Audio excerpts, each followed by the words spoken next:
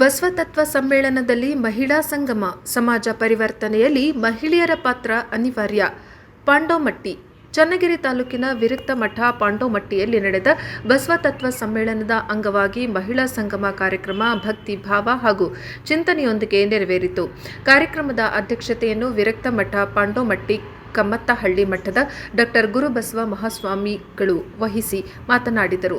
ಬಸವತತ್ವದ ಮೂಲ ಆಶಯಗಳಾದ ಸಮಾನತೆ, ಕಾಯಕ, ದಾಸೋಹ ಮತ್ತು ನಾರಿ ಗೌರವವನ್ನು ಪ್ರತಿಯೊಬ್ಬರೂ ಜೀವನದಲ್ಲಿ ಅಳವಡಿಸಿಕೊಳ್ಳಬೇಕೆಂದು ಕರೆ ನೀಡಿದರು. ಪುರುಷ ಪ್ರಧಾನ ಸಮಾಜದಲ್ಲಿಯೂ ಮಹಿಳೆಯರು ಯಾವುದರಲ್ಲಿಯೂ ಕಡಿಮೆ ಇಲ್ಲ ಎಂದು ತಿಳಿಸಿ ಕಲ್ಪನಾ ಚಾವ್ಲಾ ಹಾಗೂ ಸುನೀತಾ ವಿಲಿಯಮ್ಸ್ ಅವರ ಸಾಧನೆಗಳನ್ನು ಉದಾಹರಿಸಿದರು. ಮಹಿಳಾ ಸಂಗಮದ ನೇತೃತ್ವ ವಹಿಸಿ ಮಾತನಾಡಿದ ಅತ್ತಿವೇರಿ ಮುಂಡಗೋಡು ತಾಲೂಕಿನ ಪೂಜ್ಯ ಬಸವೇಶ್ವರಿ ಮಾತಾಜಿ, ಹಿಂದೆ ಮಹಿಳೆಯನ್ನು ಕೇವಲ ಕುಟುಂಬದೊಳಗಿನ ಪಾತ್ರಕ್ಕೆ ಸೀಮಿತಗೊಳಿಸಲಾಗುತ್ತಿತ್ತು. ಆದರೆ ಅಕ್ಕ ಮಹಾದೇವಿ ಮತ್ತು ಬಸವಣ್ಣನವರ ವಚನ ತತ್ವಗಳು ಗಂಡು ಹೆಣ್ಣು ಜಾತಿ ಜನಾಂಗದ ಸಮಾನತೆಯನ್ನು ಸಾರಿವೆ ಎಂದು ಹೇಳಿದರು.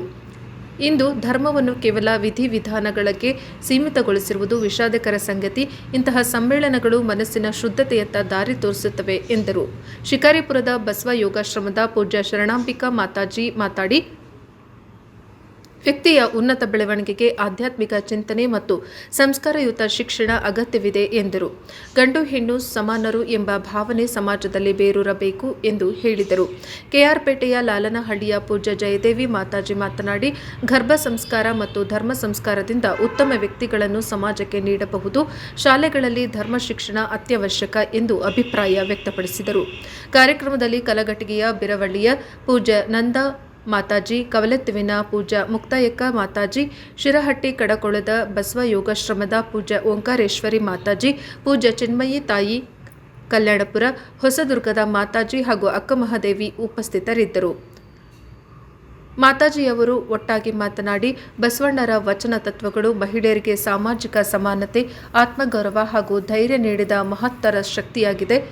ಸಮಾಜದ ಸರ್ವಾಂಗೀಣ ಅಭಿವೃದ್ಧಿಗೆ ಮಹಿಳೆಯರ ಸಕ್ರಿಯ ಪಾತ್ರ ಅನಿವಾರ್ಯ ಎಂದು ಹೇಳಿದರು. ಕಾರ್ಯಕ್ರಮಕ್ಕೆ ಕುಮಾರಿ ಡಾ ಇಂಚನ ಸ್ವಾಗತಿಸಿದರು. ಮಹಿಳಾ ಸಂಗಮದಲ್ಲಿ ವಿವಿಧ ಭಾಗಗಳಿಂದ ಆಗಮಿಸಿದ ಭಕ್ತಾದಿಗಳು ಹಾಗೂ ಮಹಿಳೆಯರು ಹೆಚ್ಚಿನ ಸಂಖ್ಯೆಯಲ್ಲಿ ಭಾಗವಹಿಸಿದ್ದರು. ವರದಿ Devaraj K. Nallihankallu, news bureau, Praja Power TV, Davanagere.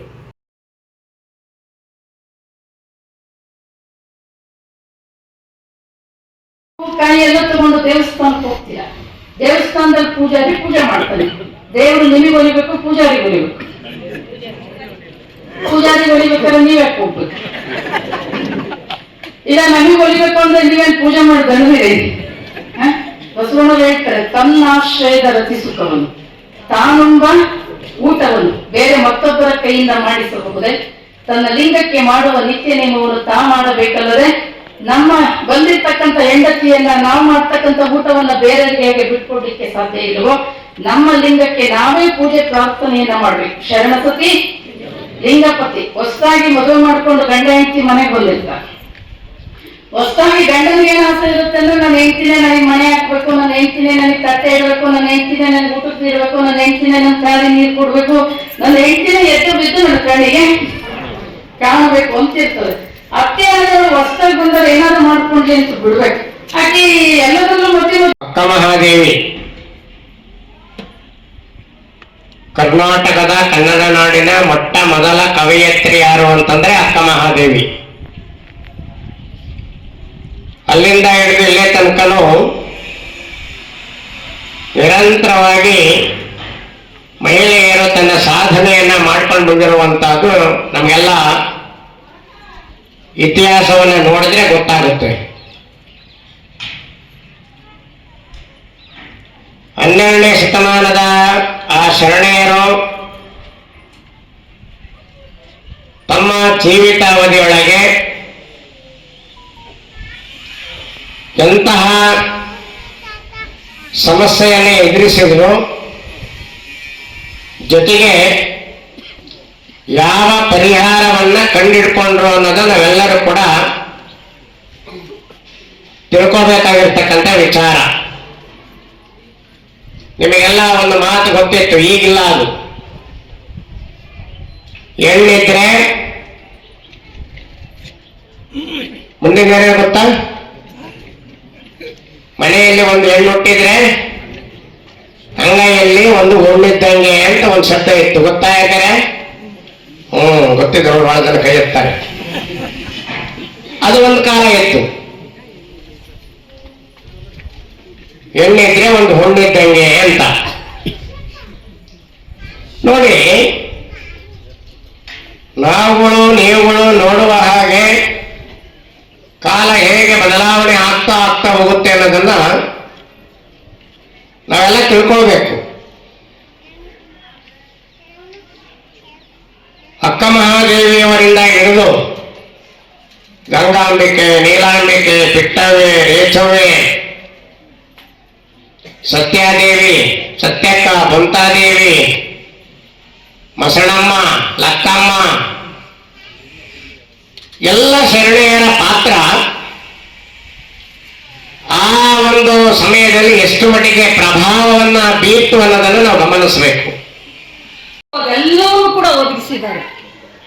ಒಬ್ಬ ತಾಯಿ ನನ್ನ ಮಗುವಿಗೆ ಮುಂದಿನ ಭವಿಷ್ಯಕ್ಕೆ ಏನ್ ಬೇಕು ಅನ್ನುವಂಥದ್ದನ್ನ ಹೇಗೆ ಯೋಜನೆಗಳನ್ನ ಹಾಕಿಕೊಳ್ತಾರೋ ಹಾಗೆ ಪರಮಪೂಜ್ಯರು ನಮ್ಮ ಆರೋಗ್ಯವನ್ನಷ್ಟೇ ಅಲ್ಲ ಸಮಾಜದ ಸ್ವಾಸ್ಥ್ಯವನ್ನು ಕಾಪಾಡುವುದು ಹೇಗೆ ಅನ್ನುವಂಥದ್ದನ್ನ ಹಲವಾರು ಜನ ಅನುಭವಿಗಳನ್ನ ಕರೆಸಿ ಉಪನ್ಯಾಸದ ಮುಖಾಂತರವಾಗಿ, ಅನುಭವದ ಮುಖಾಂತರವಾಗಿ ಅವರ ಅನುಭವವನ್ನ ಎಡೆ ಮಾಡೋದಕ್ಕೆ ಹಲವಾರು ರೀತಿಯಾಗಿರುವಂತಹ ಅವಕಾಶವನ್ನ ಕಲ್ಪಿಸಿಕೊಟ್ಟಿದ್ದಾರೆ. ಹಾಗೆ ತಾಯಿಯ ಇಷ್ಟಲಿಂಗದ ಬಗ್ಗೆ ಹಾಗೆ ಎಲ್ಲಾ ರೀತಿಯಾಗಿರ್ತಕ್ಕಂಥ ಅನುಭವಗಳನ್ನ ಎಡೆ ಮಾಡಿದ್ದಾರೆ. ಅಂತ ಇಷ್ಟಲಿಂಗದ ಪ್ರಾತ್ಯಕ್ಷಿಕೆಯನ್ನ ಪರಮಪೂಜ್ಯರು ನಿಮ್ಮೆಲ್ಲರಿಗೂ ಕೂಡ ಎಡೆ ಮಾಡಿದ್ದಾರೆ. ರೈತ ಸಂಘವೂ ಕೂಡ ಬಹಳ ವಿಶೇಷವಾಗಿ ಅನುಭವಿಗಳು ಅವಲೋಕನ ಮಾಡ್ಕೋಬೇಕು ಅಂತ ರೈತನ ಬದುಕು ಇವತ್ತು ಏನಾಗ್ತಾ ಇದೆ ಎನ್ನುವಂಥದ್ದನ್ನು ಬಹಳ ಸೊಗಸಾಗಿ ಅನುಭವಿಗಳು ಚಿಂತನೆ ನಡೆಸಿಕೊಟ್ಟಿದ್ದಾರೆ. ಎಲ್ಲ ಕೂಡ ಎಲ್ಲ ಸಂಗಮವನ್ನು ತುಂಬಾ ಜನ ಮಾಡ್ತಾರೆ, ಆದ್ರೆ ಮಹಿಳೆಯರ ಸಂಗಮ ಮಾಡುವಂಥದ್ದು ತುಂಬಾ ವಿರಳ ಮತ್ತೆ ಸರಳ. ನಮ್ಮ ಪಾಂಡುಮಟ್ಟಿಯ ಪರಮಪೂಜ್ಯರು ಈ ಜಗತ್ತಿನ ಶಾಂಭವಿ ಮುದ್ರೆ ಅಂತ ಎಲ್ಲ ಕರೀತಾ ಹೋಗ್ತಾರೆ. ಮಕ್ಕಳಿಗೆಲ್ಲ ಓದ್ಬೇಕಾದ್ರೆ ಹೇಳ್ತಾ ಇರ್ತೀರಿ, ಏಕಾಗ್ರತೆಯಿಂದ ಓದು, ಅದೇನ್ ಆ ಕಡೆ ಈ ಕಡೆ ನೋಡ್ತೀಯ, ಬರೀ ನಿನ್ ಮನ್ಸು ಚಂಚಲ ಇದೆ, ನಿನ್ ಕಾಲಲ್ಲಿ ನಾಯಿಗೆರೆ ಇದಾವೆ, ಕುಂತತ್ರ ಕುಂದ್ರಲ್ಲ, ನಿಂತತ್ರ ನಿಂದ್ರಲ್ಲ ಅಂತ ಹೇಳ್ತಿರ್ತೀರಿ. ಚಿಕ್ಕ ಮಕ್ಕಳಿಗೆ ಬೈತೀರಿ, ದೊಡ್ಡವರು ಇದನ್ನೇ ಮಾಡಿದಾಗ ಇವನೊಬ್ಬ ಹೋಗಿ ಉಪತ್ಯಾಪಿ ಆಗ್ಬಿಟ್ಟಾನೆ, ಮನೆಗ್ ಮಾರಿ ಆಗಿದ್ದಾನೆ, ಊರಿಗೂ ಮಾರಿ ಆಗಿದ್ದಾನೆ, ಇವನ್ ಯಾವ್ದಕ್ಕೂ ಲಾಯಕ್ಕಿಲ್ಲ ಅಂತ ಬೈತೀರಿ. ಹೌದಾ? ಅಂದ್ರೆ ಬುದ್ಧಿಯವರು ಅಷ್ಟೇ ಅಚ್ಚುಕಟ್ಟಾಗಿ ಶಿಸ್ತಿನಿಂದ ಮನಸ್ಸಿಟ್ಟು ಮಾಡ್ತಾರೆ ಈ ಕೆಲಸನ. ಇಲ್ಲಿದ್ದಾರಲ್ಲ ಭಕ್ತರು ಅಷ್ಟೇ ಪ್ರೀತಿಯಿಂದ ಗೌರವದಿಂದ ಮಾಡ್ತಾರೆ. ಅಲ್ಲಿ ಪ್ರಸಾದ ಪಡಿಸ್ಬೇಕಾದ್ರೆ ನೋಡ್ತಾ ಇದ್ದೇನೆ ಎಲ್ಲರೂ ಎಷ್ಟು ಕಾಳಜಿಯಿಂದ ಅವರು ಪ್ರಸಾದ ಪಡಿಸ್ತಾ ಇದ್ರು. ಅಥವಾ ಯಾರು ನಾ ಚನ್ನಗಿರಿ ತಾಲೂಕ್ನಲ್ಲಿ ಓಡಾಡ್ತಾ ಇದ್ರೆ ಹೇಳ್ತಾರೆ ಕೆಲವರೆಲ್ಲ, ಪಾಂಡುಮಟ್ಟಿ ಮಠಕ್ಕೂ ನಮ್ಗೆ ಬಹಳ ಸಂಬಂಧ ರೀ, ಪ್ರೀತಿ ರೀ ಅಂತ. ಅಂದ್ರೆ ಭಕ್ತರನ್ನು ಅಷ್ಟು ಚೆನ್ನಾಗಿ ಅವ್ರು ಇಟ್ಕೊಂಡಿದ್ದಾರೆ, ಗುರುಗಳು ಅಷ್ಟೇ